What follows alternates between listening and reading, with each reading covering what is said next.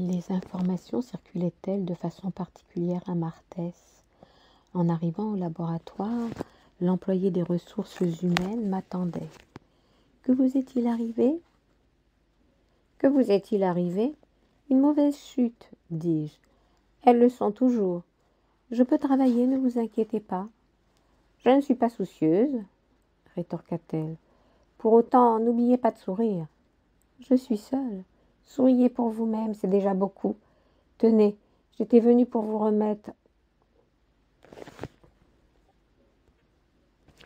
la remettre en main propre. » Je pris l'enveloppe qu'elle m'offrit.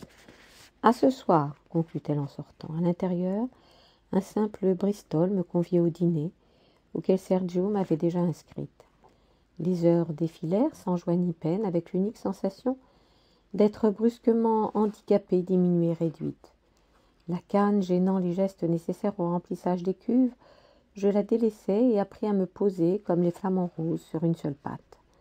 À 17h30, je sortis du laboratoire indifférente au monde et à moi-même, repris la canne et m'efforçai au cours du trajet de trouver la réplique qui me dédouanerait du dîner. À 50 mètres du gîte, je la répétai encore.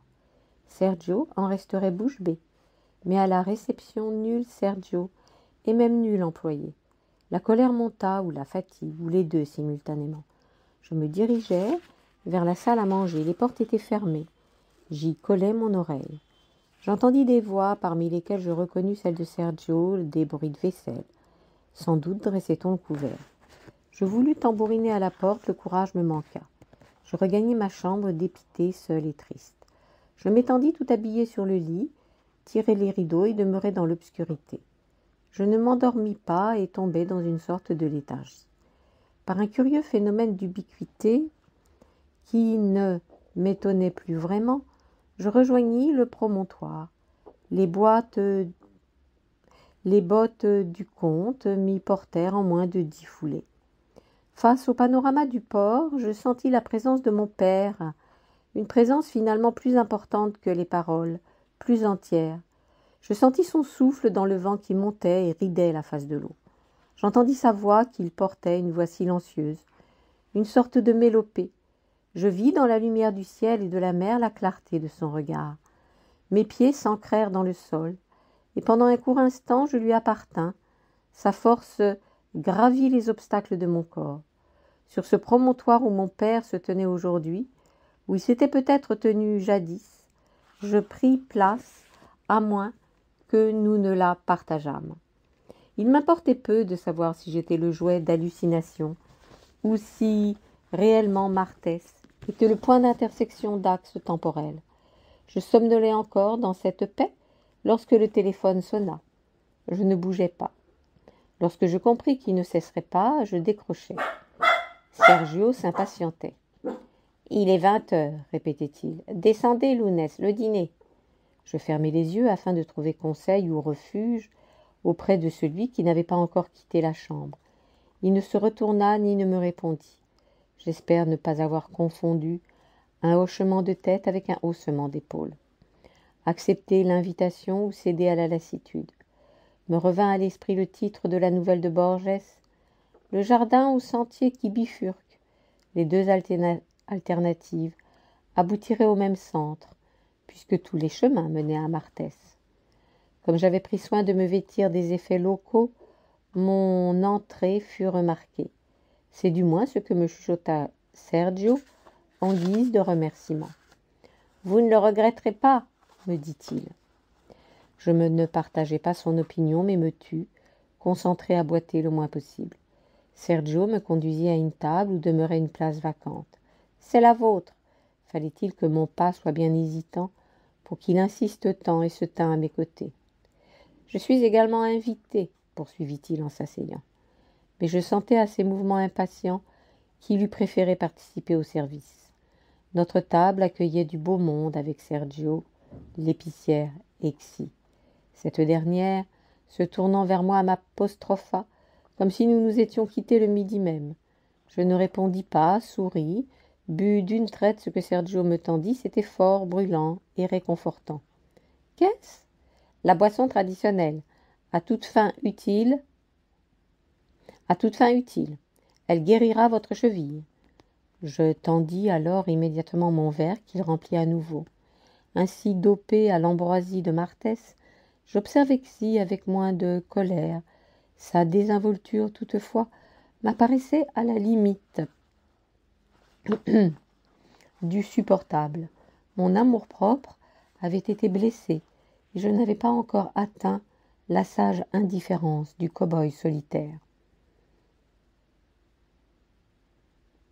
« J'ai consulté ton remplaçant, finis-je tout de même par dire. Oui, il m'a parlé de ton cas. Je pensais que le terme « cas » me rapprochait du héros kafkaïen et de son sentiment de perdition. « Qui sont ces personnes ?» demandai-je à Sergio en désignant la table du fond à laquelle manquait un invité. « Il s'agit de la table d'exception. La table des fortes têtes. » Il s'agit de la table d'exception. La table des fortes têtes, renchérit l'épicière. Celle des dirigeants, expliqua Xi. La directrice des ressources humaines, tu la connais déjà. À sa droite, le principal gestionnaire. À sa gauche, la chaise vide, celle de la directrice. Elle devrait faire son entrée dans la soirée. Quel est son nom? Vous ne le connaissez pas? Et devant ma mine déconfite, Sergio dit tout bas. Madame Lanier. L'épouse de Pierre Lanier, le créateur de bijoux, m'étonnai-je. J'ignorais qu'elle était mariée, avoua Sergio. Peut-être est-ce un pseudonyme, un peu cachotière cette femme tout de même. De quoi a-t-elle l'air? Repris-je. Pertinente question. La rumeur prétend que personne ne l'a jamais vue. Vous me faites marcher. Un peu, mais il est vrai qu'on la rencontre rarement. Un peu, mais il est vrai qu'on la rencontre rarement, poursuivit Xi. Elle se déplace en hélicoptère. Je ne sais pas si c'est elle qui pilote. Atterrissage et décollage se réalisent sur la terrasse du bâtiment A. Viendra-t-elle ce soir? Elle assiste à un réveillon par an, mais puisqu'il y en a un certain nombre à la casa, elle fait son choix. En général, elle nous offre un discours qu'elle ajoute d'ailleurs à la brochure rééditée pour l'occasion. Viendra-t-elle ce soir? Elle assiste à un réveillon par an, mais puisqu'il y en a un certain nombre à la casa, elle fait son choix. En général, elle nous offre un discours qu'elle ajoute d'ailleurs à la brochure rééditée pour l'occasion. Il ne reste plus qu'à patienter, termina Sergio. De toute la soirée, mes yeux ne quittèrent pas la porte d'entrée. Un grand nombre de personnes entraient et sortaient. L'ambiance était visiblement mouvementée. À chaque visage nouveau, je me tournais vers Sergio, l'interrogeant du regard. Il me répondait d'un mouvement de tête.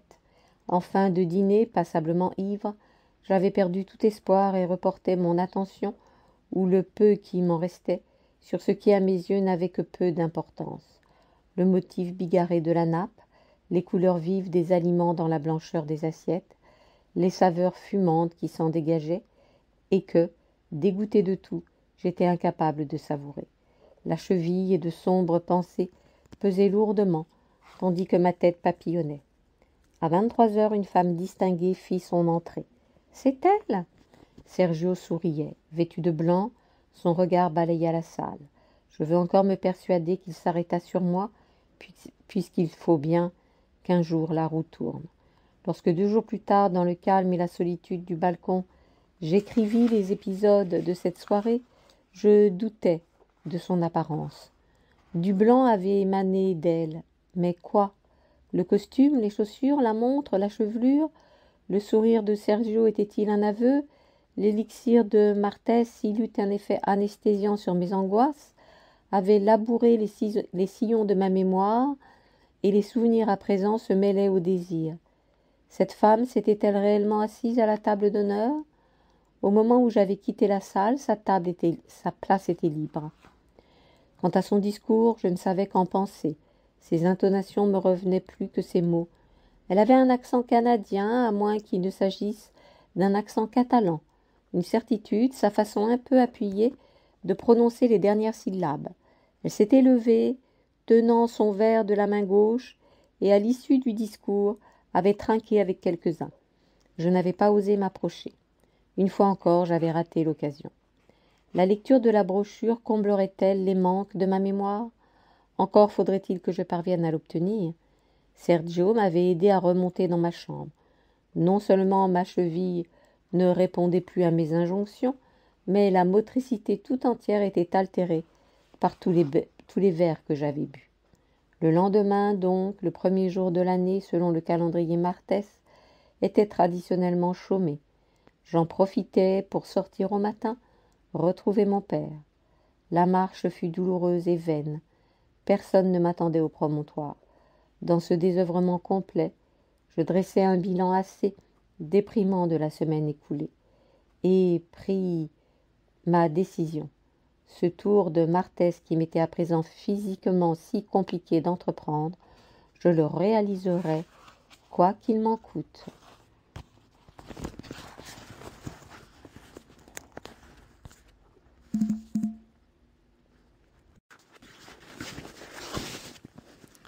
Chapitre 7. Comme l'on rêve.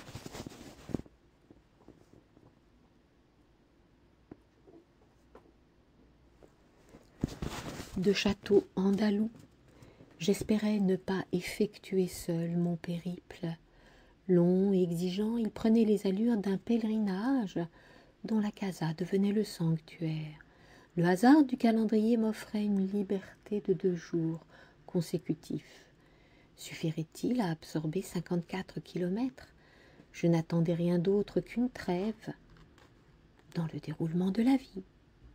Avant même le lever du jour, le paquetage était prêt. Quelques produits martiens, biscuits, saucissons, pain de Milon en conservation, rejoignir, pull, polo bloc-notes stylo, guide touristique frontal et gourde. Ignorant où je passerais la nuit, je n'avais pas oublié la couverture de survie pliée menue dans son étui. À 6 heures, je descendis à la réception. La présence de Sergio me rassura un peu. « Alors, le grand voyage ?» plaisanta-t-il, jugeant de la canne du sac. « Alors, le grand voyage ?» plaisanta-t-il, jugeant de la canne, du sac à dos et des godillots. Il estima la tenue estupenda. « Vous avez tout de pèlerin. Méfiez-vous tout de même des Martiens, tous des bandits de grand chemin. Accompagnez-moi. Je ne suis pas bon marcheur, vous prendriez du retard. Je ne suis pas pressé. Qui tiendra la réception si le réceptionniste s'en va? Tenez, je vous ai préparé de quoi grignoter en chemin. » Il me tendit une sacoche dont j'enfilai la bandoulière. Parce que je sentais l'imminence du départ, de mon départ, je voulus le retenir encore. Pourquoi omettait-il sa question? « Une préférence ?» J'aurais désiré renouveler ma proposition d'un tour de Martès avec lui.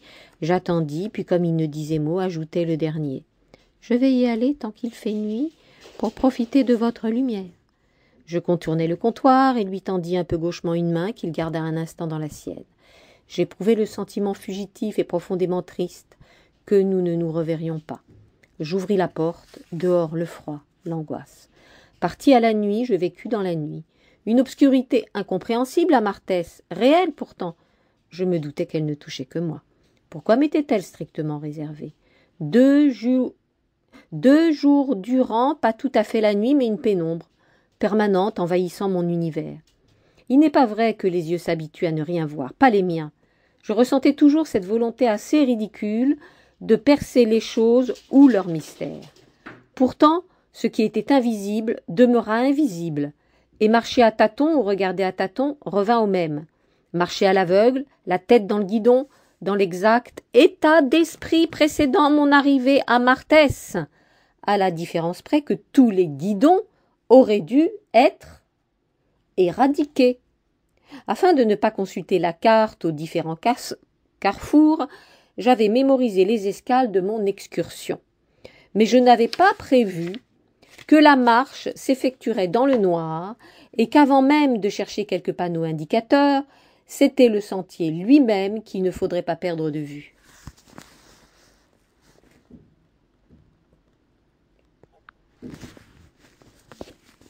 Le paysage de Martès sous le soleil rouge avait disparu. Plus rien ne m'était familier. Je foulais une terre nouvelle, beaucoup plus aride pour mes pieds et mon cœur. Une terre ingrate, rocailleuse, dangereuse, et qui faisait souffrir à chaque foulée. Car, avouons les choses, l'Odyssée entreprise n'arrangea pas la torsion de la cheville. Pendant les premiers kilomètres, étrangement, je crois avoir déambulé à l'intérieur de moi, accomplissant d'anciennes randonnées. Sans avancer toutefois véritablement, je piétinais de vieux sentiers. Marcher ou dormir équivalait au même un voyage temporel. L'obscurité favorisait ses rêves éveillés. Le miracle de Martès fut que cette exploration correspondit à celle d'une époque tournée vers l'avenir et propre à la science-fiction. Voilà qui tombait bien.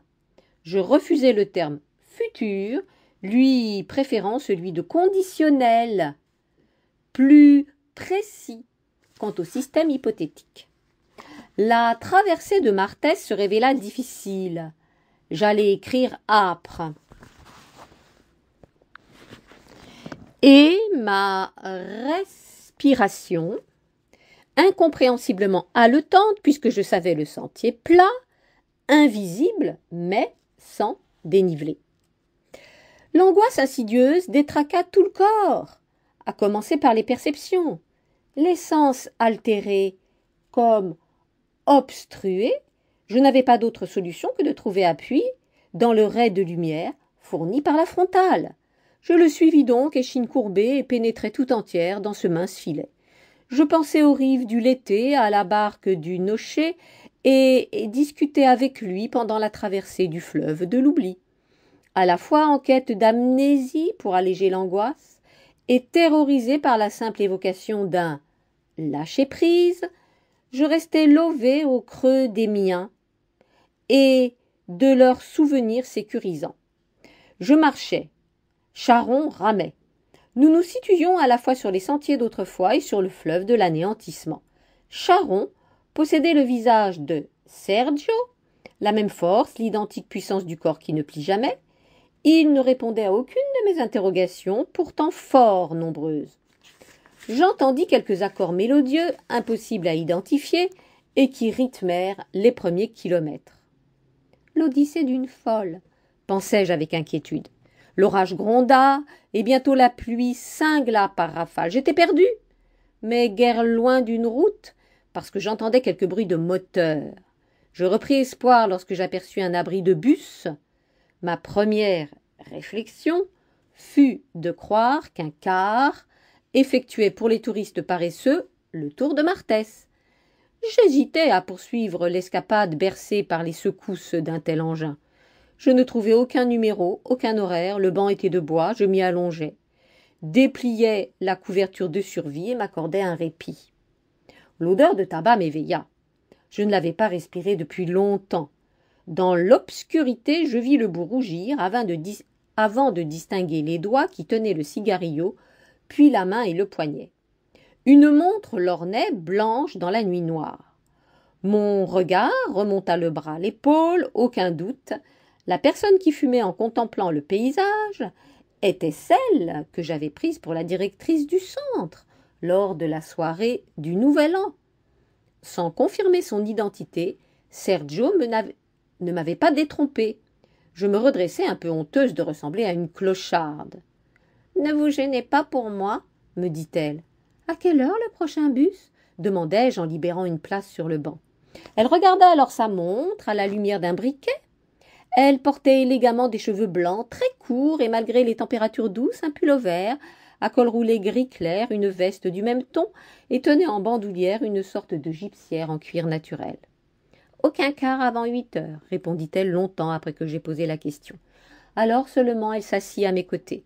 « En voulez-vous » proposa-t-elle. Elle tendait une boîte de cigarillos. J'avais cessé de fumer depuis 6 ans. « Oui, volontiers. » J'imaginais savourer ce plaisir d'autrefois, celui de la première bouffée.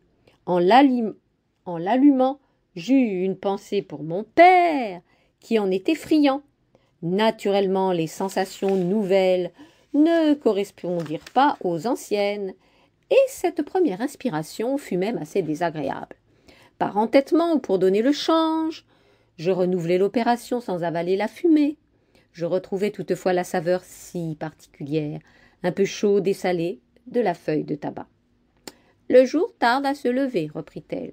Nous rentrons dans les 3 jours de tempête. » « Quelle tempête ?»« Les 3 jours de tempête martienne. Vous n'en avez jamais entendu parler ? Jamais. Vous n'êtes pas martienne alors ? C'est vrai. Moi non plus, rétorqua-t-elle. D'où êtes-vous ? Elle posa alors sur moi un regard troublant. Sa réponse fut reportée par l'irruption de puissants phares rouges annonçant le quart. À la bonne heure, fit-elle. Laquelle était-ce ? Celle du jour, de la nuit, la première, la dernière ? Et cette bonne supposait-elle les autres mauvaises ? J'en étais là de mes pensées sans suite, qui n'avaient que l'avantage d'occuper mon esprit, quand, ramassant ma couverture, elle fit signe au chauffeur de s'arrêter. « Montons, ordonna-t-elle. J'obéis, étonnamment le véhicule était plein. Il ne restait que 2 places au fond que nous occupâmes. « Où vont tous ces gens ?»« À la casa, je suppose, répondit-elle. Sa réponse tenait-elle de l'humour ou d'une vérité propre à Marthez, selon laquelle tous les chemins menaient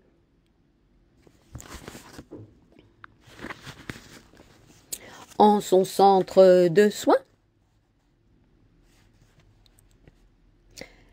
Où allons-nous ? Insistai-je, vaguement curieuse. Car inquiète, une fois n'est pas coutume, je ne l'étais pas. Il régnait là, dans ce quart inespéré, une douce chaleur. Je n'étais ni seule ni perdue, puisque la casa était le terminus. Les voyageurs parlaient peu ou à voix très basse, profitant de la pénombre pour se reposer. « Où voulez-vous aller ? Une préférence ?» chuchota-t-elle. « À la mer, au port, au soleil, à la lumière ?» imaginai-je. Je suis quasiment certaine d'avoir pensé et non formulé à voix haute mes vœux. Il faut croire que nos monologues silencieux sont audibles, puisqu'elle répondit « Soit !» Confiante, je fermai les yeux pour les ouvrir à ces destinations de rêve. Je les ouvris lorsque je constatai que la voyageuse avait changé de place, afin de s'entretenir avec le chauffeur. Je n'entendais pas leurs propos, mais ils semblaient se connaître. « C'est entendu, » dit-elle en regagnant sa place. « Que voulez-vous dire ? Nous nous rendons au port, n'était-ce pas votre souhait ? Vous devriez noter les étapes. » « Les étapes ? Une sorte de carnet de bord du tour de Marthez. Vous ne serez pas déçus. » Je sortis bloc-notes et stylos aux emblèmes de Marthez, ce qui ne manqua pas de la faire sourire. Écriture italique. Le tour de Marthez. Première étape, le port. Dans la chaleur du quart règne le calme et la paix favorable à la joie. Je l'éloge à l'arrière de mon cerveau, puisque je suis à l'arrière du véhicule. Préserver ce moment et m'en servir comme d'une source possible, se concentrer sur la cheville, oublier la douleur, le corps pesant, courir dans l'épopée de l'esprit. Somnolente, il me faut un certain temps, toujours italique, pour sentir la main sur mon épaule qui cherche à m'éveiller. « Nous arrivons, » murmure-t-elle. Je répète, « Nous arrivons au port ?» La phrase me semble étrangement familière comme une terre ancestrale. L'arrêt, que je n'avais jamais remarqué auparavant, se situe face au promontoire. Nous sommes les seuls à descendre. Les 4 coudes, accoudés à la balustrade, étaient, il y a quelques jours, ceux de mon père et de son ami. La vue me rassure. Une mer relativement calme, en dépit des 3 jours de tempête annoncés, 2 petits voiliers, le léger cliquetis des mâts. Malgré l'obscurité persistante, la tristesse ne s'abat pas sur moi. Je le dois à ma compagne du tour. Les restaurants demeurent encore fermés, mais à notre droite, un homme lève le rideau de fer de sa boutique. Il installe sur le large trottoir des portiques contenant toutes sortes de vêtements marins. « Ça vous tente ?» dis-je sans être certaine d'avoir prononcé les mots. La communication témoigne de l'implicite ou de l'indicible. C'est commode mais dangereux, car les fautes d'interprétation sont fréquentes. Je pense à toutes ces occasions manquées, à toutes mes erreurs. J'achète un bandana que j'attache à la lanière de mon sac. Elle agit de même mais le noue à son poignet. Les couleurs sont celles du blason de Marthez, bande rouge sur fond or. Parce que j'ai besoin de nommer pour faire exister, Parce que je me sens grisée, je tente le tout pour le tout au sortir de la boutique. « Où allons-nous à présent, madame Lanier ?»« Selon vos préférences, à la mer, non? C'est votre domaine, d'ailleurs. J'ai entendu dire que vous en étiez la saleuse. » J'ignore ce qui me réjouit le plus, que sa réponse confirme son nom ou qu'elle se souvienne de ma fonction. Deuxième étape, la mer, toujours italique. Lorsqu'elle me propose de nous rendre à la mer en hélicoptère, je sens que quelque chose d'extraordinaire nous fait emprunter un drôle de chemin. « Est-ce possible ?» dis-je tout en la suivant. Elle marche d'un bon pas que je peine à suivre en raison de ma blessure. Trop orgueilleuse pour le lui avouer, j'allonge ma foulée. Je prends sur moi.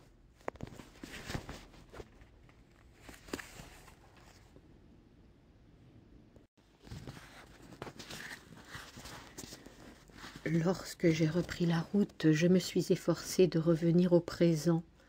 Je suis certaine que mon père ne me confine pas au passé. La mémoire affective s'est déclenchée par le mécanisme de la marche, voilà tout. J'accepte la douceur du souvenir, mais, comme pour les pensées, je ne retiens rien. Prendre, savourer, lâcher. Ce rythme ternaire me lave l'esprit. Je continue à marcher de plus en plus lourdement en raison de la cheville. J'aimerais bien courir, trouver dans cet élan de quoi me libérer.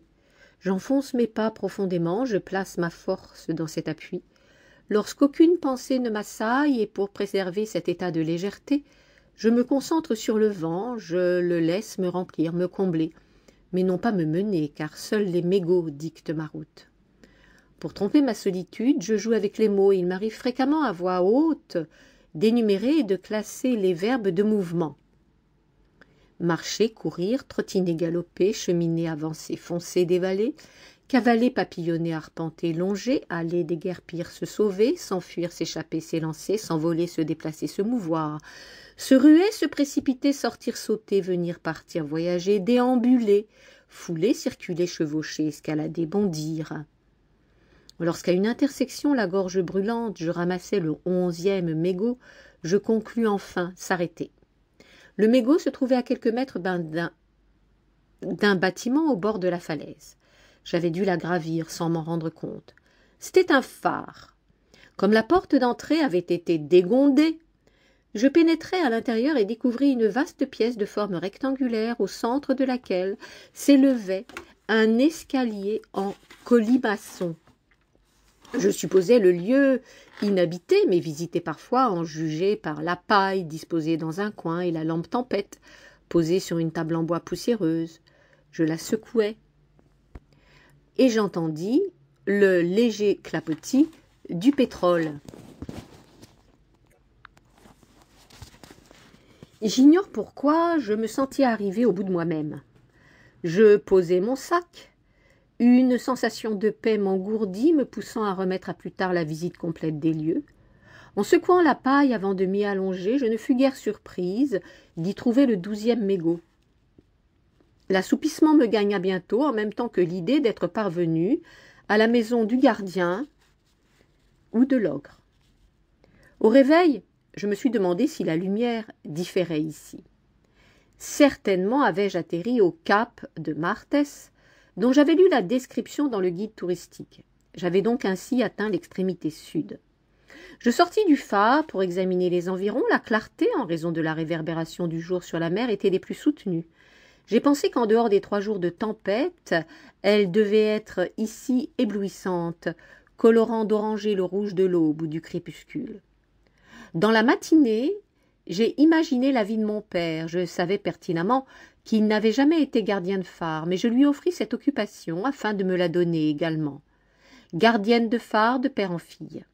Cette existence recluse n'impliquait pas nécessairement la solitude. Quelques chèvres dispersées broutaient une herbe rase et rare. Comme l'on se réserve avec joie un moment de bonheur, j'ai attendu plusieurs heures pour emprunter l'escalier en colimaçon. J'en ai compté les marches, 321. Il me suffisait de rajouter un 4 devant pour obtenir le numéro de ma chambre au gîte.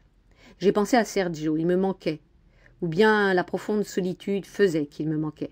J'ai pensé que je prendrais de ses nouvelles si le téléphone portable fonctionnait, en ce lieu reculé. Mais l'idée demeurait au stade de projet, car toute mon énergie se logeait dans l'appréhension du panorama que j'allais découvrir.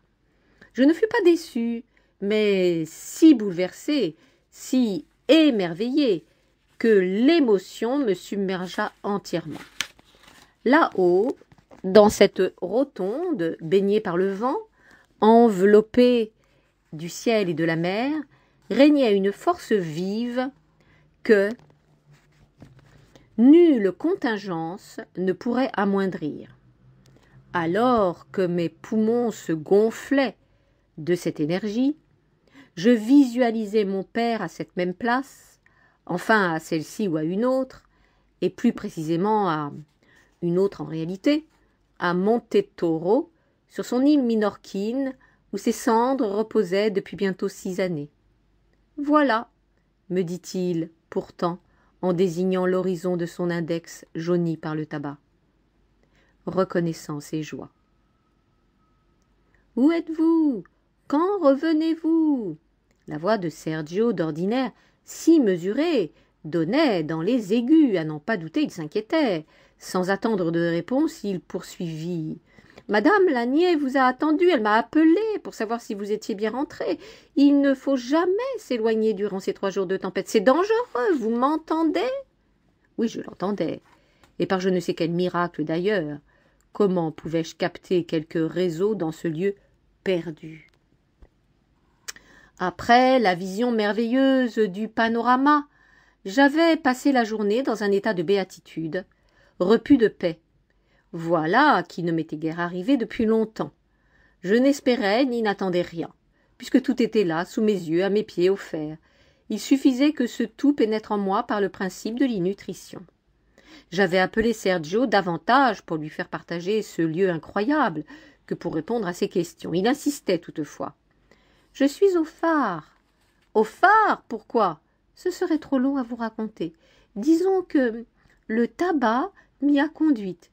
Vous avez bu ? » ?»« Non, mais je prendrais bien un verre de vin de Martès, fis-je en riant. »« Quand revenez-vous ? » ?»« Demain soir. » Madame Lanier m'a dit, il faut qu'elle reprenne son travail. Ah bon? Et que vous a-t-elle dit encore? Rien d'autre. L'ouvrage vous attend. S'il n'y a que lui, pardon? Et comme pour couper court à tout débordement, la connexion devint imparfaite, la ligne instable, et la conversation fut rompue. Je me préparai un dîner de reine, pris lentement au seuil de cette porte disparue, symbole d'une nouvelle liberté.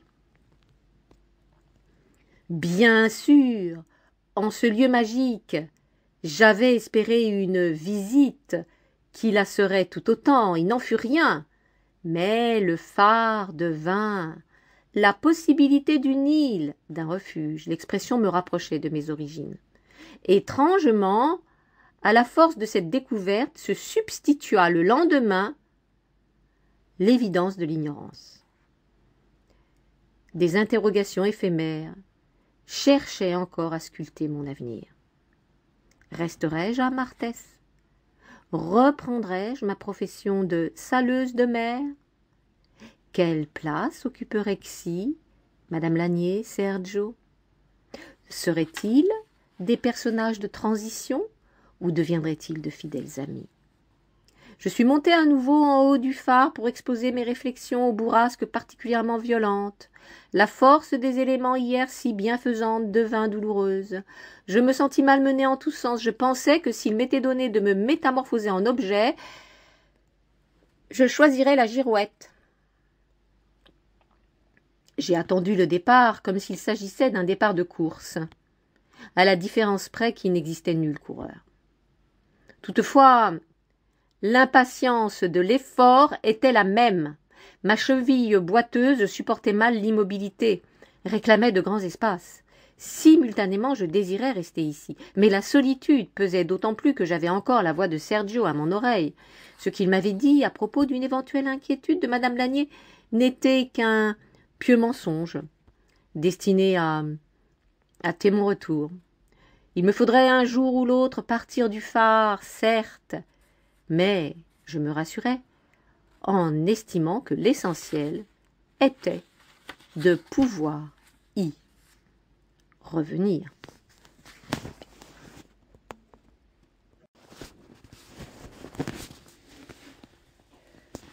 Pour répondre au fourmillement des jambes, je montais 3 fois l'escalier, la multiplication me plut. 321 multiplié par 3, soit 963 marches, strictement des multiples de 3. Je laissais mon esprit gambader dans la prairie des Trinités. 1 heure avant mon départ, s'est posée la question essentielle, celle à laquelle j'avais réfléchi tout le jour sans oser y répondre. Quel destin réservé aux 12 mégots? Puisqu'ils étaient l'image des cailloux de Pousset, je me remémorais la séquence finale du conte et envisageais plusieurs solutions. Les laisser au phare pour qu'ils en deviennent l'écrin, les emporter comme une relique, récupérer les miettes de tabac pour les fumer, les enterrer, pour qu'ils retrouvent leur terre. Pousset abandonne ses cailloux sur le chemin, mais moi, que ferais-je de cette épopée des mégots, du gîte, de la casa, de cette existence construite afin qu'elle me remplisse? Protégée par la rotondité du lieu, je ne vivais que l'essentiel. L'idée de reprendre la charge des contingences ne me tentait vraiment pas. J'étais perdante à ce jeu des loteries, toujours faire des choix, et jamais les bons finalement. Je n'étais pas la gardienne du phare, c'est le phare qui me gardait. En le quittant, je n'étais pas sûre d'avoir la force d'y revenir. Toutes ces pensées tournaient en moi, autour de moi, à nouveau perdues, et même pas sur les chemins, perdues alors que j'avais trouvé un abri, perdues alors que l'ogre m'avait ouvert la porte de son logis. Ah oui, l'ogre, c'est précisément en songeant à lui que j'ai entendu le bruit d'un moteur. J'ai cru qu'une voiture avait remplacé les bottes de 7 lieues. J'ai rassemblé mes affaires et très vite ai monté les marches jusqu'à ce que les pas se rapprochent. Alors seulement, je me suis accroupie, bénéficiant de la stratégique position de voir sans être vue. Lorsque je reconnus Xi, je songeais que j'étais tombée dans la maison de l'ogresse et non pas de l'ogre.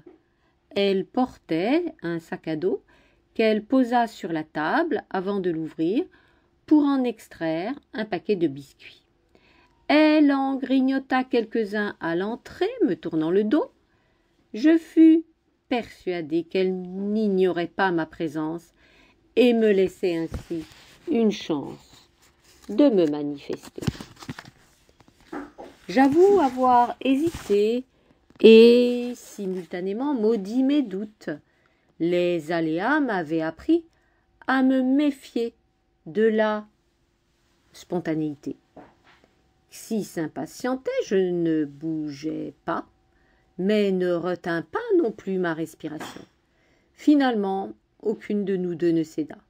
Xi replaça ses biscuits dans le sac, partit sans se retourner. La portière de la voiture claqua à nouveau. Le bruit du moteur s'estompa. Je pensais alors à Pousset et me dis que c'était une sorte d'abandon volontaire. Un écœurement me fit redescendre l'escalier. Je jetai un ultime regard à mon asile lorsqu'un vrombissement, un moteur plus lourd, plus puissant cette fois, hâta mon départ. Bizarrement, le soleil s'était un peu levé, annonçant le dernier jour de tempête. Ce fut à la faveur de cette promesse nouvelle que je vis le car, celui-là même que j'avais emprunté avec madame Lanier. J'en conclus que le phare constituait l'une des étapes du tour de Martès. Une vingtaine de voyageurs descendit pour photographier le bâtiment. Certains y pénétrèrent pour admirer le panorama, d'autres restèrent à bavarder. Le chauffeur sortit afin de fumer. Je le reconnus parfaitement de dos en bras de chemise. C'était mon père. Alors que je l'appelais, le flot de touristes empêcha nos retrouvailles. Je regagnai le car, trouvai une place au fond. Avant de monter à son tour dans le véhicule, mon père écrasa son mégot en l'enfonçant légèrement du pied dans la terre. Il remit le moteur en route, ferma les portes. Lentement, nous effectuâmes un demi-tour. Ma dernière vision du phare se mêla à celle d'un mégot. Chapitre 9, écriture droite. Une inquiétude me gagna dans le bus. Pour la contrer, je me promettais de créer une nouvelle épopée. Le tour de Martès ne s'achèverait pas ainsi, de façon si abrupte. Des transitions m'étaient indispensables. Sans aventure, sans rêve, que me resterait-il? J'ignorais quel serait le terminus du car et depuis combien de temps ce voyage organisé avait commencé. Un homme, portant l'insigne de la casa, installé à côté du chauffeur, s'empara d'un micro et vanta les mérites de la balnéothérapie. Les voyageurs, des curistes en puissance. En m'interrogeant sur le rôle de mon père dans cette supercherie, je m'aperçus qu'il avait changé de chemise, l'ayant troquée contre une autre à carreaux, comme celle des trappeurs ou des bûcherons. En fait, un autre homme avait pris sa place, l'innocentant dès lors de toute complicité avec la casa. Le trajet me parut long, j'ouvris ma Bible, le guide touristique, le feuilletai machinalement et m'attardai sur une annexe ignorée jusqu'alors, une publicité présentait les membres de l'administration du centre. Le cliché montrait 5 visages tous souriants. Une légende indiquait les noms et fonctions de chacun. Il existait bien une directrice de la casa, nommée Madame Lanier, mais son visage ne correspondait pas à celui que je connaissais. Je déchirai soigneusement la page et la plaçai dans mon portefeuille avec l'étiquette du vin de Martès. Les 2 papiers mensongers se tiendraient compagnie. Lentement, la colère prit racine. Au début, je ne la reconnus pas, la confondant avec une fatigue nerveuse. Puis elle s'amplifia. Qui était celle qui m'avait fait monter dans son hélicoptère en se faisant passer pour Madame Lanier? Pourquoi Sergio ne m'avait-il pas détrompé? Obéissait-il à ses ordres? Ma naïveté me parut confondante et pitoyable, car quand le car arriva à son terminus, le promontoire, les voyageurs se précipitèrent sur la balustrade pour admirer le port. Je les quittai et retrouvai le gîte. La cheville me faisait souffrir à l'image de ma déception. Le soir tombait lorsque je fonçai à la réception. Sergio allait m'entendre. À quelques mètres de lui, je vis son sourire crispé se détendre en m'apercevant. Il vint à ma rencontre et m'enlaça. Enfin, Lounès, j'étais inquiet. Une odeur de savon de Marseille émanait de lui et me calma. « Il faut que l'on parle, lui dis-je en me détachant. Vous m'avez menti. »« Ah » fit-il avec un accent de sincérité, comme je désirais lui prouver par la photographie mon bon droit. Je constatais que l'on avait volé mon portefeuille. Sans doute le méfait avait-il eu lieu à la sortie du car. Je n'avais rien senti. On l'avait même soigneusement refermé. L'on avait même soigneusement refermé le sac à dos. « Des doigts de fée ou de petites mains ?» me dis-je. Je pensais à Pousset, détroussant l'ogre afin de revenir plus riche parmi les siens.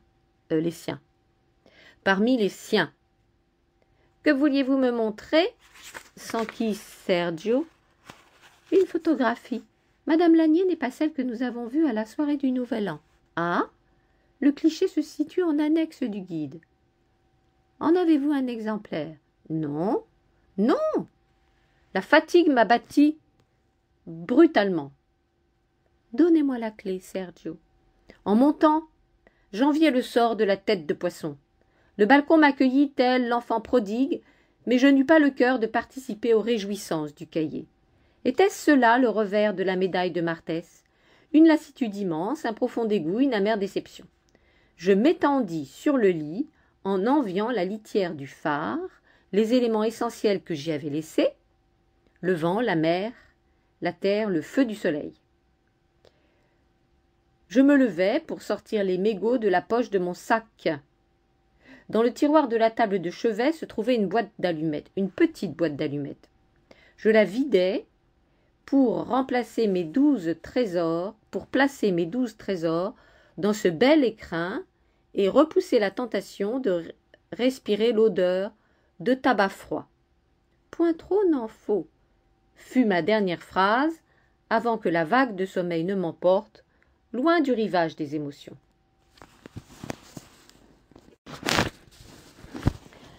Point trop n'en faut, fut ma dernière phrase avant que la vague de sommeil ne m'emporte loin du rivage des émotions. Il y aura des manifestations célébrant la fin des 3 jours de tempête, m'annonça Sergio au matin du lendemain. Il était 6h30, le réceptionniste fait exceptionnel m'avait rejointe au petit déjeuner. Je me demandais comment l'existence reprendrait ses droits, et même si elle les reprendrait. Le tour de Martès ayant établi une charnière, les choses ne pouvaient continuer comme avant. « Quelle manifestation ?» demandai-je par pure politesse. « Nous les appelons la fête de Mars. » J'ignorais si Sergio improvisait au fur et à mesure qu'il me les contait, toutes les histoires de Martès, la fréquence du Nouvel An, les jours de tempête ou la fête de Mars. Je crois que, constatant mon dépit, il cherchait à me retenir. « Vous m'en reparlerez ce soir. Je file. » Je n'étais pas prête à entendre de nouveaux mensonges, ou du moins pas avant d'aborder la journée. Elle me réclamait tant d'énergie que je capitalisais mes forces avant de les déverser dans les cuves. Le trajet se fit lentement, ma cheville tordue me tirait des grimaces. Un fait était certain, le tour de Martès, aussi extraordinaire fut-il, ne l'avait pas guéri. Je retrouvais avec soulagement la solitude de mon laboratoire. Il me plaisait d'accomplir mon ouvrage parce qu'aucun geste ne nécessitait de réelle réflexion. Mes mains savaient ce que l'on attendait d'elles. À l'issue des 10 cuves matinales, je sortis du centre pour déjeuner. J'avais besoin de m'assurer que rien n'avait changé. Je refusais aussi de croiser le personnel de la casa. J'empruntais le funiculaire, achetais au vendeur ambulant 2 bocadillas et me dirigeais vers le promontoire. Je notais la présence bien réelle de l'arrêt de bus et celle un peu moins de mon père. Il me tournait le dos, accoudé à la balustrade avec son éternel compagnon.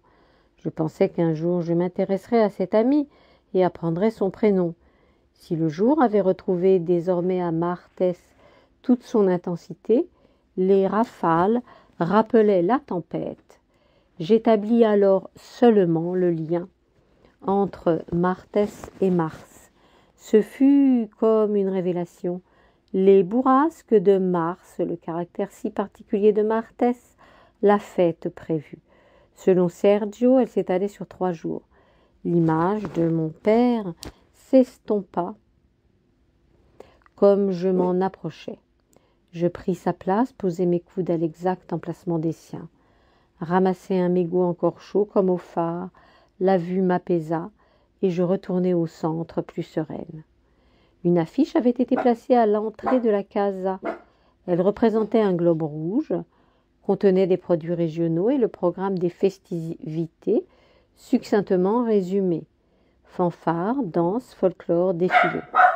Le maire avait dû s'inspirer des fêtes de Grazia à Mao. Ne manquaient que les caballeros et leurs chevaux noirs. À 17h30, je sortis du laboratoire comme une voleuse pour ne rencontrer personne.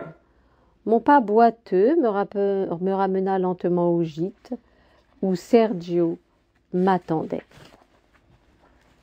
« Il faudrait soigner cela, insista-t-il en désignant la cheville. « Venez, je vous offre un verre. » À la salle de restauration, les serveurs dressaient les tables. Je pris place à la mienne. Sergio y posa 2 coupes de liqueur de Martès. « À cette heure ?» dis-je. « Il n'y a pas d'heure ici. » Nous trinquâmes en silence. « Le mois de mars est une exception dans le calendrier, » commença-t-il. Mais il ne m'en révéla pas davantage car des clients s'installaient pour l'apéritif. J'attendis dans ma chambre le second service. L'inquiétude à nouveau s'empara de moi, sous sa forme première, une simple préoccupation. Jusqu'au début des festivités,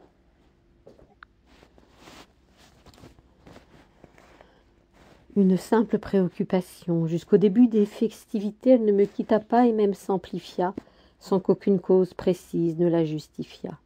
À la casa, en revanche, régnait l'allégresse des préparatifs. Mon père était moins présent, son image devenait floue et ressemblait aux visions tremblotantes des mirages du désert. La cérémonie d'ouverture était prévue le dimanche. Elle se clôturerait le mardi où un feu d'artifice colorerait de rouge le ciel de Martès. Dimanche, la cérémonie fut impressionnante par la liesse générale. Cette exaltation me gagna aussi quelque peu alors que j'observais depuis la terrasse du bâtiment C le char de la casa. Il représentait une fontaine, sans doute l'eau de source de Martès.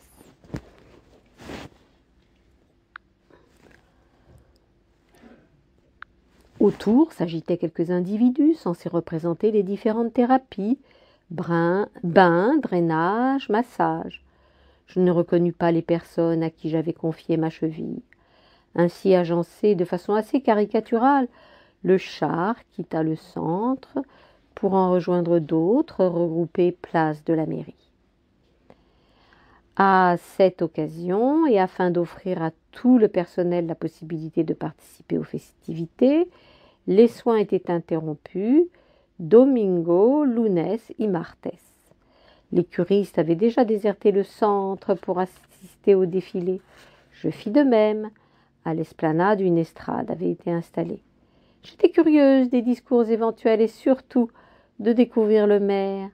Des haut-parleurs diffusaient une musique folklorique assez curieuse, un mélange de sonorités bretonnes et méditerranéennes. Tout cela me rappelait les kermesses d'autrefois, où la perspective réjouissante des vacances flottait dans l'air. Un homme joufflu, vêtu d'un polo Martès et de son écharpe tricolore, s'avança vers le micro et, s'adressant à la foule, avoua refuser les discours en déclarant simplement ouverte la fête de Martès.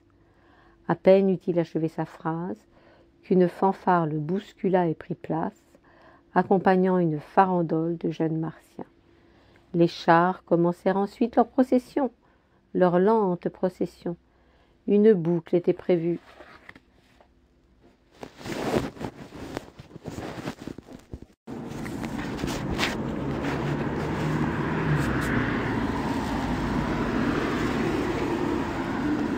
Une boucle était prévue. Les artisans, tous ceux qui réalisaient les produits locaux exploités par la casa, s'étaient vêtus selon la tradition. Les déguisements les plus farfelus étaient réservés aux enfants, images traditionnelles des représentations d'extraterrestres. Les officiels fermèrent le cortège. Le maire, ses adjoints, les actionnaires du centre, je reconnus ceux installés à la table de marque le soir du réveillon. À ma grande surprise, aux côtés de l'employé des ressources humaines et de Madame Lanier, Xi défilait aussi. Désappointé, j'empruntais une rue adjacente pour rejoindre l'épicerie.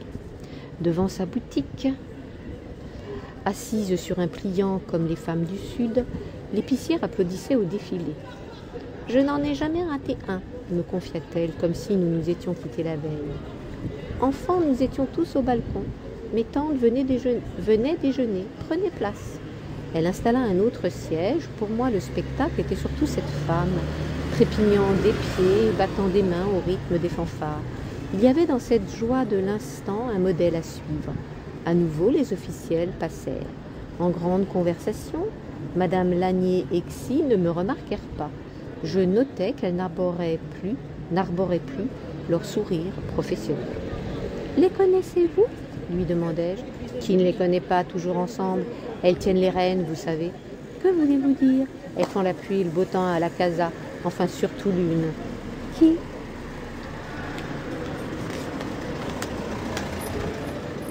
Elle, naturellement. » Mais je ne sais si l'épicière désignait le pilote de l'hélicoptère ou l'acupunctrice.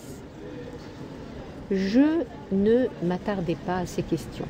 Je n'avais pas envie de savoir jusqu'où elle s'était moquée de moi. Je pensais à l'expression « une fille à berner » pour me définir.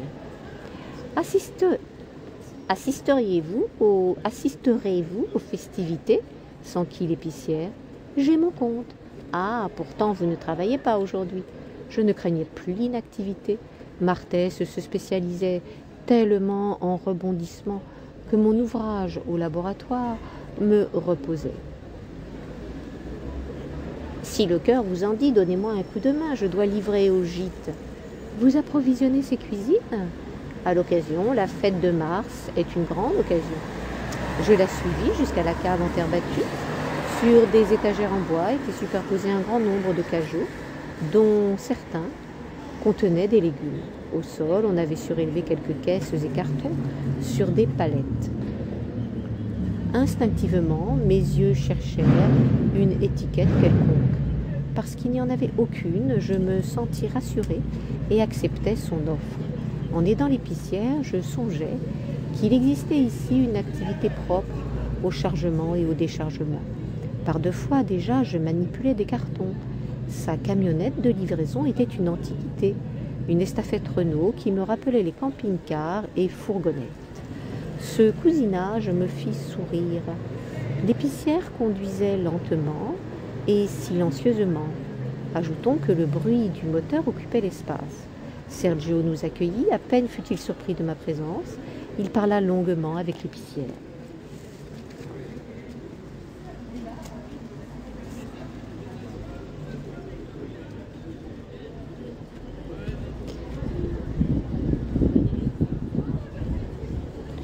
Depuis quand se connaissait-il? Je visitais les cuisines du gîte, claires, spacieuses. Elles m'offrirent le rêve d'une reconversion professionnelle. Nous bûmes des cafés forts et bruyants. Je serais bien demeurée là toute la journée à les écouter dresser des listes. La cafetière était pleine et nous la vidions poc à poc, aurait dit mon père. Le breuvage échauffait nos esprits. Mes forces revenaient. J'étais même prête à changer mon statut de saleuse de mer pour livreuse. Je vous embauche pour tantôt, me dit l'épicière. Et moi pour demain soir, nous manquons de personnel, renchérit Sergio. Vraiment? Vraiment, le second jour des festivités est celui où tout est possible. Que voulez-vous dire? Cela signifie que vos préférences ont force de loi, conclut Sergio. Nous le laissâmes à son comptoir. Je suivis l'épicière jusqu'à son magasin où je passais le reste de la journée. Lunes.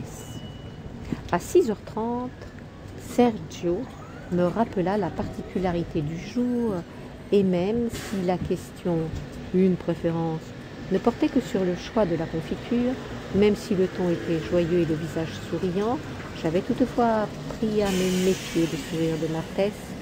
L'île des possibles me ramena aux exubérances de mon père. Pour lui aussi, autrefois, tout avait été possible. Gravir des montagnes, bâtir des châteaux ou changer de planète. Sans doute m'avait-il légué cette propension au rêve. « Myrtille !» répondis-je pour donner le change. J'imaginais mon père au phare, loin de l'animation bruyante des festivités. Pourtant, j'étais certaine qu'il les appréciait et que son image s'y mêlerait. « Alors, vos vœux ?» demanda Sergio en apportant le joli pot. À nouveau, je me demandais si son langage n'était pas une façon de me distraire. « Ai-je droit à 3 vœux comme dans les contes ?»« Mieux encore, ici ni limite ni frontière. » Si sa réponse ne m'avait effrayée, j'aurais répondu « Estupendo !»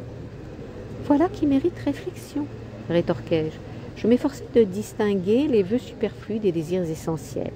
Dans la première catégorie rentrait un nouveau polo Martès de couleur bleue, des chaussures de marque Avarcas, une pâtisserie de chez Vallès,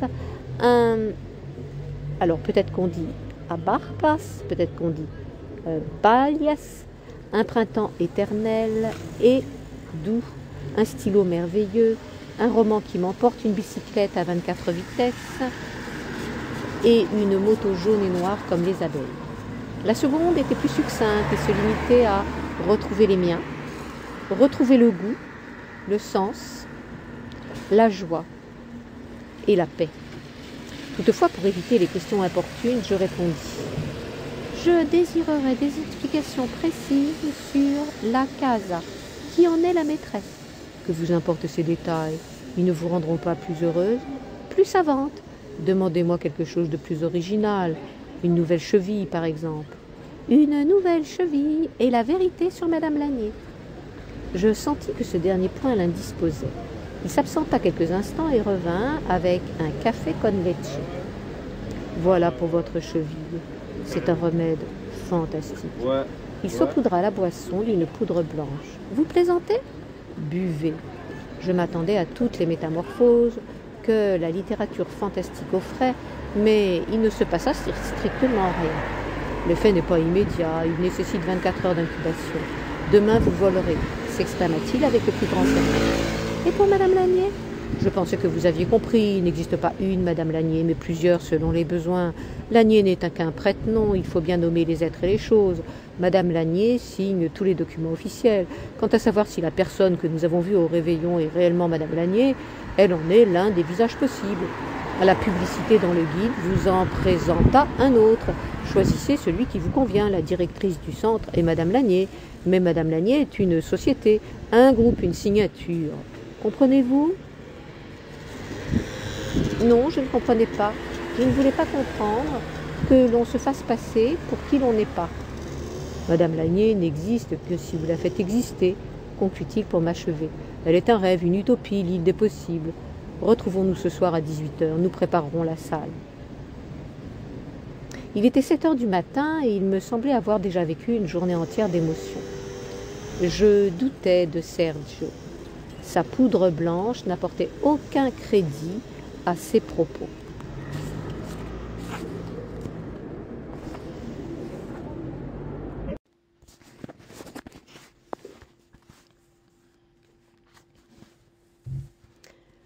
Sa poudre blanche n'apportait aucun crédit à ses propos. Ses explications surtout ne me plaisaient pas. Madame Lanier, une manœuvre commerciale, voilà qui ne calait pas avec le personnage que j'avais rencontré et qui m'avait fait vivre un étonnant baptême de l'air. S'y tirait-elle les ficelles, ce qui justifierait le comportement de Madame Lanier? Ce raisonnement un peu farfelu me plaisait parce qu'il me permettait d'ajouter une ultime péripétie. Que ferais-je de ces heures d'attente? Restait encore un autre point à clarifier. Je délaissais la salle de restauration et retrouvais mon univers. Balcon, cahier, stylo. Le jour se levait, m'offrant ses reflets rouges. À peine admirais-je cette peinture que j'aperçus mon père, fumant, à l'entrée du gîte. Il était suffisamment près pour que je puisse l'observer. Je m'installais confortablement. J'avais l'étrange impression qu'il savait que je le regardais, que c'était simplement cela qui l'attendait. Il s'assit sur un muret et sortit d'un sac en papier une pâtisserie. Je me souvins alors combien il appréciait le sucre. Le gâteau ressemblait fort à ceux de son île. Une tranche de génoise blanche, pastel des limones, au lait concentré, fraîcheur de la crème, légèreté du citron. À Martès, la mémoire était plus vive qu'ailleurs, parce que tout concourait à la mettre en œuvre. Mon père m'offrait des souvenirs d'épisodes gourmands. Je somnolais délicieusement avec un goût de madeleine à la fleur d'oranger. Je savais au réveil qu'il aurait disparu, et ce fut le cas. Je descendis à l'accueil, retrouvai sur l'ordinateur de Sergio la recette de la pâtisserie, la recopiai en pensant qu'un jour ou l'autre, en bon alchimiste, je la cuisinerais. Pour le personnel, le service débutait à 18h afin de mettre en place les tables. J'y participais sans y croire, me sentant déjà ailleurs. Sergio assura ma formation rapidement. En raison de mon inexpérience en la discipline, je ne me chargerais que de 2 assiettes à la fois. Les plus habiles en portaient 4. Je ne prendrais aucune commande et me contenterais de prendre les assiettes en cuisine pour les mener aux clients.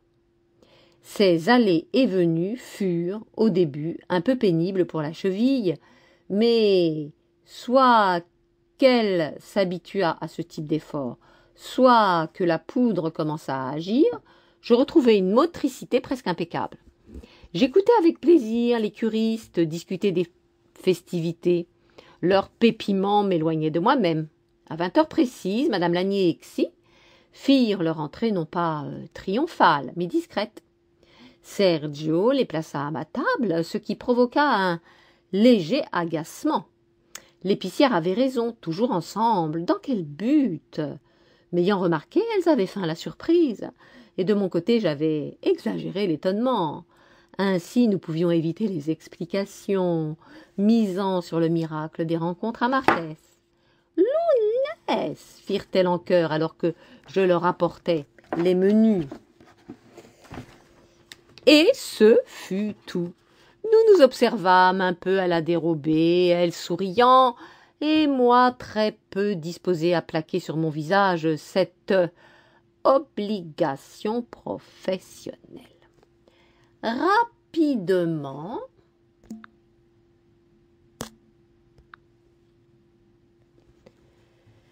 la tempête arriva.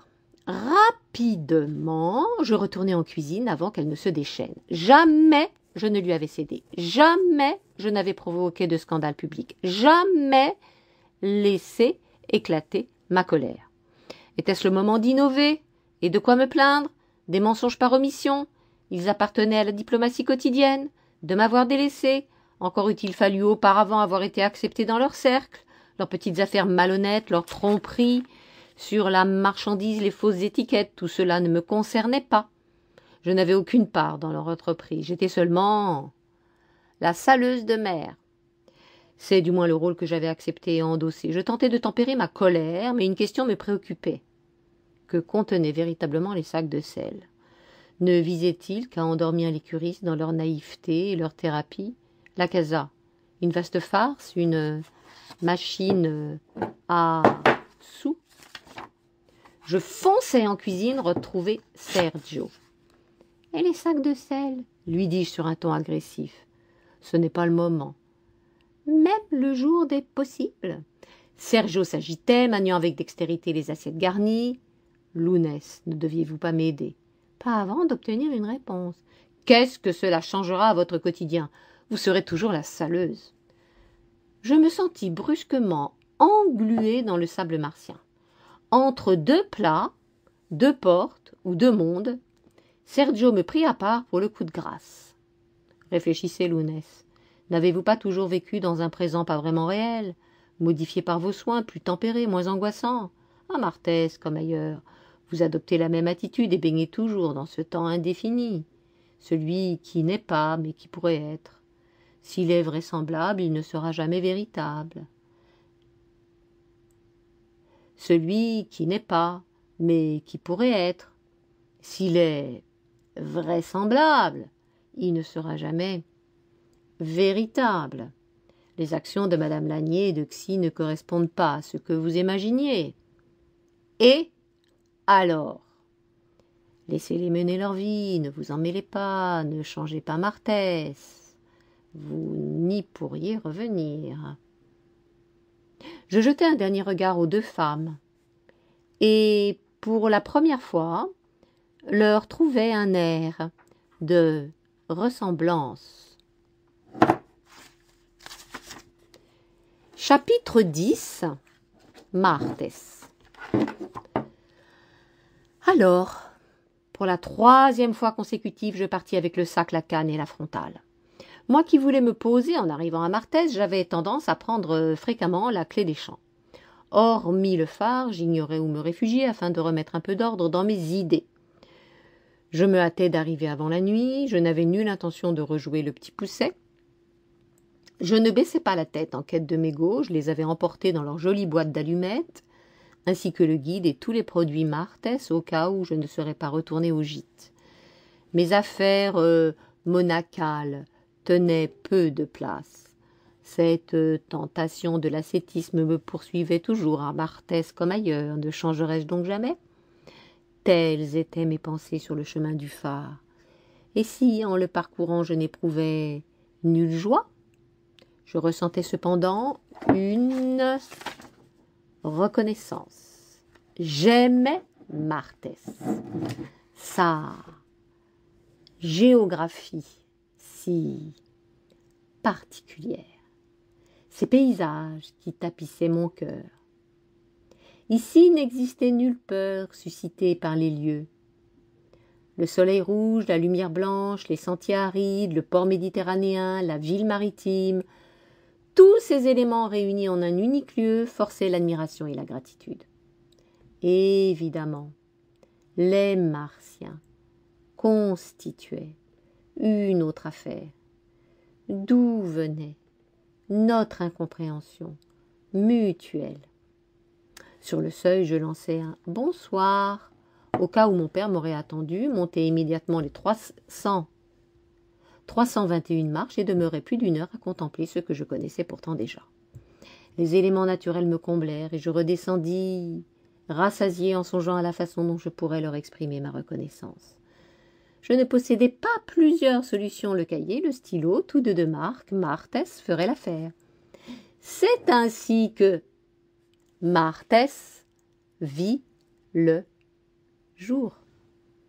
D'abord, discrètement, puis forçant le passage pour m'envahir par sa promenade sur le port, par l'horizon de couleur rougeau, par les senteurs de palmiers, par ce trésor enfoui et ressuscité tragiquement avec la disparition de mon père. Ce fut donc initialement la volonté de rendre hommage à un lieu, de le remercier d'exister. Le phare ouvrait la porte des émotions dans la solitude absolue d'une pièce à la géométrie parfaite. Au lendemain de mon arrivée, je craignis que la nuit de sommeil ne m'ait fait changer d'avis. C'était le 3e jour des festivités, le plus important, celui qui clôturait les tempêtes et annonçait les promesses de l'aube. Cette expression me ravissait.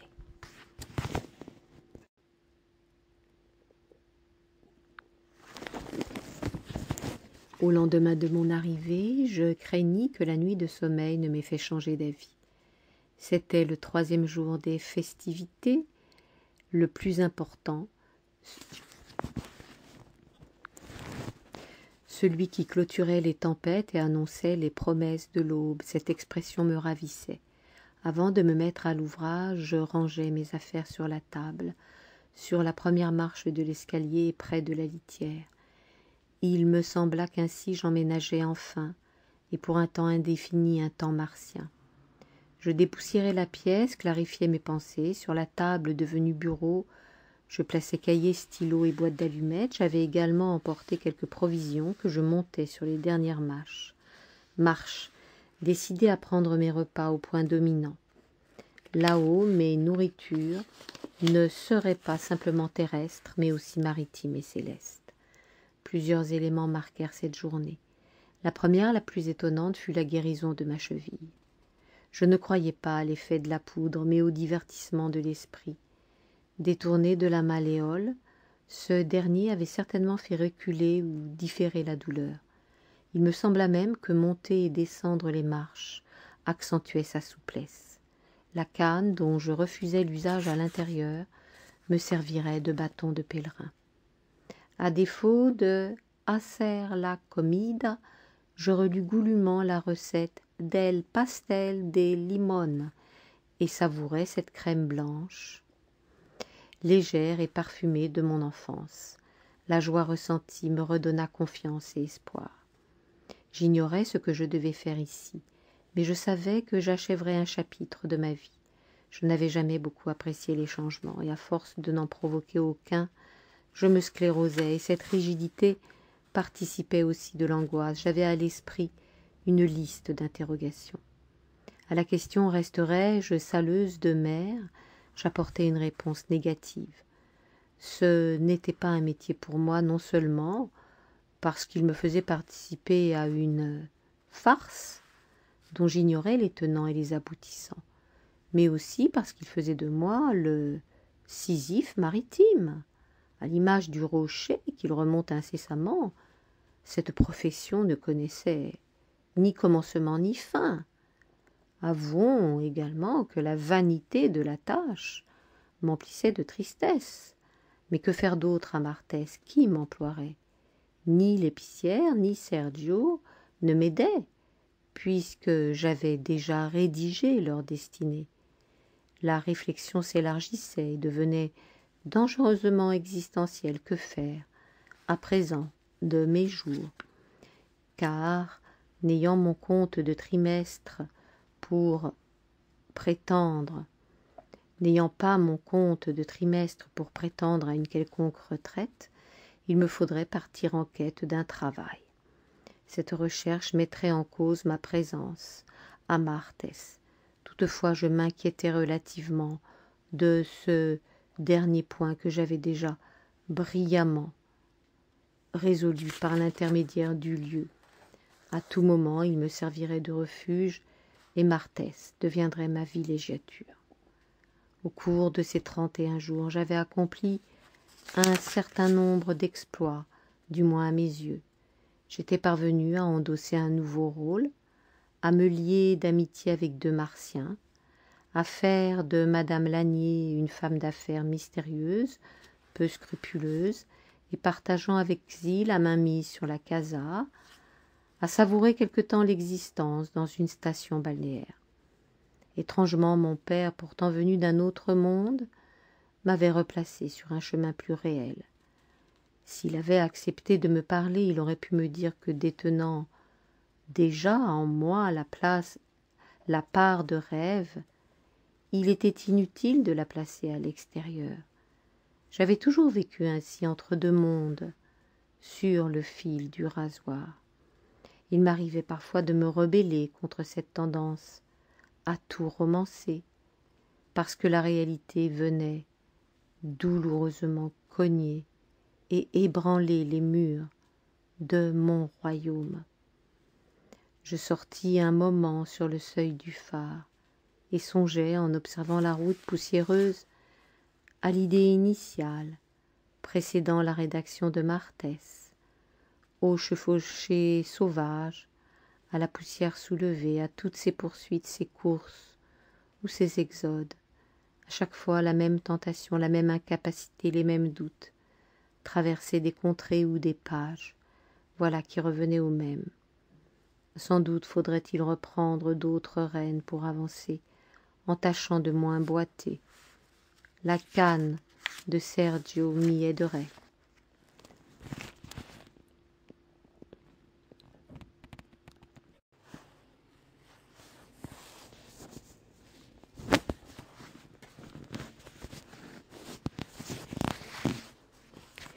J'arrivais au bout de ma fiction, mais je n'avais pas envie de la lâcher, ou plutôt, je n'avais pas envie qu'elle m'abandonne, pas avant d'avoir envisagé une suite, car le mardi serait nécessairement le mercredi.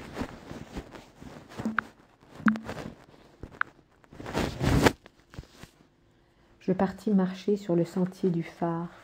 La mer de Martès s'appliqua comme un baume sur ma tristesse. Jamais je ne pourrais la quitter, la journée s'offrait à moi libre, ouverte. J'ignorais où serait tiré le feu d'artifice, mais j'étais certaine qu'au cap de Martès, le spectacle serait grandiose. Il me suffisait de vivre dans cette perspective. Demeurait encore un souhait que j'aurais aimé réaliser, la rédaction de la brochure. J'en avais encore l'opportunité, mais l'envie, ça me nuisait. Pourtant, je la visualisais très bien, photographie à l'appui, pour témoigner de la lumière de Martès. La casa n'était pas Martès, mais elle en émanait, et ma gratitude à son égard me semblait légitime. Depuis longtemps déjà, ma reconnaissance se confondait avec les fictions. Alors, la meilleure brochure devenait Martès. Je n'étais pourtant pas satisfaite. J'avais le sentiment de m'être laissée emporter. La loi du genre romanesque, ou plutôt son absence de loi, avait, à mon insu, modifié la structure première. Toutefois, aucune déception, aucun regret, et même la possibilité non pas de recréer mais de faire autrement. Deux types de récits m'attiraient. Le policier avec son enquêteur hors norme auquel on s'attache, et la science-fiction décalée, étonnante, burlesque. Mes tentatives en la matière n'avaient pas porté de fruits. Il n'était pas trop tard.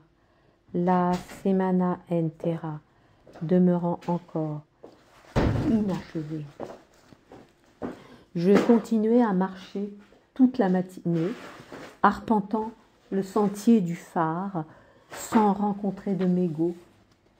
Quelles circonstances provoqueraient le retour de mon père? Me rendrait-il visite si je quittais Marthez pour des contrées moins lumineuses, moins chaudes et même carrément pluvieuses? Cette question en souleva une autre, car si sa venue ne dépendait pas de lui, c'est qu'elle n'émanait que de moi. Serais-je capable de le ressusciter dans de nouveaux paysages? Les heures défilèrent, j'attendais un éclaircissement, quelques phénomènes qui me feraient découvrir différemment les êtres et les choses, une autre perspective. Mais rien ne vint, et une sorte de résignation tint compagnie un moment à ma peine. Une absence de désir, le leurre de toute entreprise, à commencer bien sûr par la mienne. Je touchais au terme de ma mission. Marthez, qui s'annonçait selon les organisateurs le plus beau jour de la feria, devenait le plus morne. Ici, le climat changeait brutalement et l'on vivait sans transition les 4 saisons. Le vent de Marthez se leva, le même qui, à mon arrivée, avait fait voler le sable du désert et trembler ses images. Il balaya le sentier, me coupa le souffle, ralentit mes pas. Je forçais sur la cheville, devenu presque insensible. Cette absence de douleur me rapprocha de Sergio, de son univers rassurant parce qu'éloigné du mien. Était-ce dans cette différence que résiderait désormais la paix? À midi, je ressentis une immense fatigue, une charge telle que je courbais l'échine. Je rentrai au phare et montai les 321 marches péniblement. Là-haut, face à cet horizon miraculeux, je sortis un paquet de biscuits offerts par l'épicière, des galetas de Marthez, au parfum d'amande et de fleurs d'oranger. J'en mangeai quelques-unes afin de retrouver force et énergie, m'assis à même le sol de ciment et offris pour quelques heures encore mon visage au soleil rouge de Marthez. Puis j'attendis le dénouement et m'endormis. Au réveil, la lumière tirait un trait horizontal sur le paysage, annonçant le déclin du jour. L'émotion me gagna. Lorsque les étoiles apparaîtraient, le rideau se lèverait. Je m'abîmais dans la contemplation du ciel. J'eus le sentiment de n'être qu'une infime part de cet univers, bercé par des vents contraires. Je connus un état de conscience absolu du présent, une sérénité de l'instant, la plénitude de l'être dégagé de toute contingence. Et ce fut ainsi que, sans le voir, je rejoignis mon père, car comme moi, il naviguait autour de Marthez, dans la fraîcheur du soir et la beauté du ciel. Sans doute avais-je toujours aimé les feux d'artifice, parce qu'ils se déroulaient à la belle saison. Celui-ci s'annonça par une tramontane de tous les diables, qui chassa du ciel tous ceux qui auraient pu faire obstacle aux lumières. Lorsqu'elle se calma, lorsque le silence de la nuit put enfin apaiser le ciel, alors les artificiers débutèrent leur ouvrage, un réel chef-d'œuvre. Le bruit, d'abord tonitruant immense, dévastateur, occupant tout l'espace, une avalanche d'explosions, telles qu'elles gagnèrent non seulement les tympans, mais tout le corps. Je devins le réceptacle d'un concert de percussions et me livrai corps et âme à cette fureur auditive. Ce fut extraordinaire, parce qu'elle s'accompagna d'éclairs fulgurants et multicolores. La tempête de Marthez, recréée dans le ciel. À l'image de la mer Rouge, il s'ouvrit, laissant un étroit passage en son centre. Je pensais à l'expression la route du ciel et estimai que la fiction me permettrait de l'emprunter. Oui, il s'agissait là d'un dénouement possible, une élévation, une ascension céleste. Dans cet étroit passage illuminé, je distinguais des silhouettes immobiles qui se faisaient et se déformaient au gré des fumées. Il s'agissait de celle qui m'avait porté à Martès. Sergio,